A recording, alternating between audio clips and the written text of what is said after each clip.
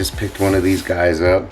It's the Stanton STX portable turntable.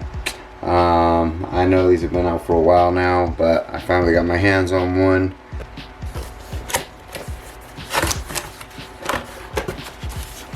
So right off the bat, you see here on the top, these are your 18650 rechargeable batteries. Let's see if there's anything else in here. So it looks like there is. Looks like a USB-C cable.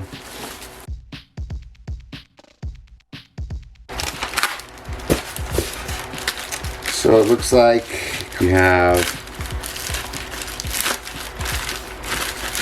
your owner's manual and then a really thin slip mat, so that's pretty cool.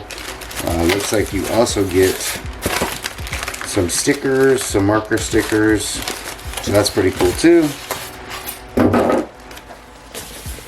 So this Stanton has kind of a unique design to it. When you go to open this up, there's two little knobs here that you spin,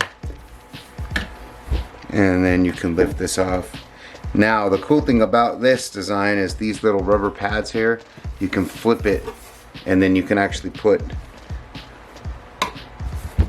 this on top here like that, and then it'll lock it in place and give it a little more height. Let's remove this. This tone arm is the same tone arm that you're gonna find on the Newmark PT01, PT01 Scratch. You can see that it comes with the Innofader Nano, and it has the option to be placed on the right side or the left side. That tends to be the standard now for all of the portable turntables, as opposed to originally with the PT01 or the 01 Scratch, you could only scratch on the right hand side. Let's take a closer look at what this portable has here on top. So you can see that the speaker is here on the top. As far as features go, it does have a pitch control here. It does have an ultra pitch 33, 45, 78. Your EQ is low and high, of course. This is your volume here. This is interesting. So it actually gives you the ability to change the curve here for the crossfader. So that's a pretty cool feature. The crossfader cut-in, which is also another interesting option, where it says sharp and wide. So that's kind of weird, like you're gonna have a curve here and then another adjustable curve here for the fader, which is interesting. 45 adapter. You have the Bluetooth button here, USB record, and then it also has a USB port here. Alright, so right here in the front, this little switch here, this is for your fader reverse. So this is what you would use to switch scratching from normal to hamster. So that's off, that's on. This is your fader select here. So if you wanted to scratch on the right hand side, you would click it to the right. So you'd scratch here, or you can move the fader over and then click it to the left hand side, and then you'd be able to scratch with your left hand, or you can add two faders and then be able to switch from left to right. The one thing that I did notice is this portable is relatively thin. If you look at the bottom here, here's all your outputs, inputs. So you have your power button right here, on off, USB-C.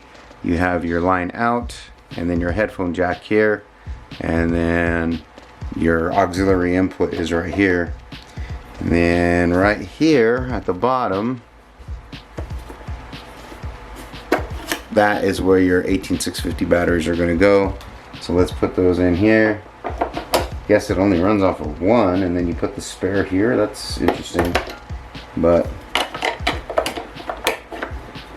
they've taken a lot of ideas from the portable modders and incorporated it into their unit.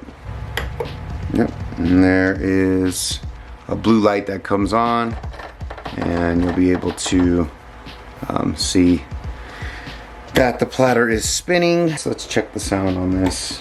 Too many suckers. Too many suckers. Too many suckers. Too many suckers. Too many suckers. Too many suckers. Ultra pitch. Let's see. Too many suckers. Too many suckers. So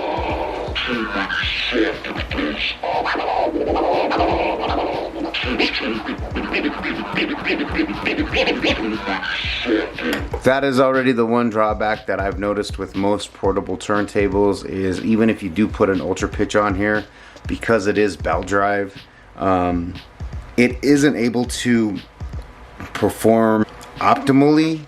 You can hear that the sound starts to get really distorted, and it starts to get real herky-jerky. So I will put it on here for you. See what I mean? You can hear it. When I change the crossfader curve and I take it all the way to the sharpest setting, if I don't have the cut-in time set to the sharpest setting, it's still gonna take a second for that sound to come in, okay? So even though I have it set at its sharpest curve, the cut-in's not gonna be there. When I turn the knob all the way to sharp, you'll see that I'll barely have to move the fader to get that direct cut in, and I'll barely have to move it.